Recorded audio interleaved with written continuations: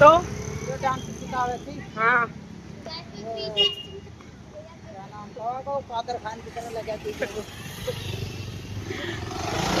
सिखाया करती। कौन? नाम भूल गया। अरे गाइस मम्मी कैसा लग रहा है? बढ़िया ही लग रहा होगा भाई। सासू माँ कह रही है बढ़िया ही लग रहा होगा। भाई देखो, जिसकी किसी की साथ सास कैसी भी हो पता नहीं, पर मेरी तो बिंदास है। मैंने जरूर कोई अच्छे कर्म करे होंगे। मेरी चप्पल उतार दी तूने। कुकू इधर आ। इतने टाइम में कैसा लग रहा है तुझे? लग रहा है। सही आ रही है मुन्नू पूरी देखियो? सही लग रहा है। अच्छा, तो हम क्या करने जा रहे हैं? अभी हम वीडियो शूट करने जा रहे हैं। अच्छा ठीक है, तो कुछ कहना चाहेगा अपनी मामी की मेहनत के लिए?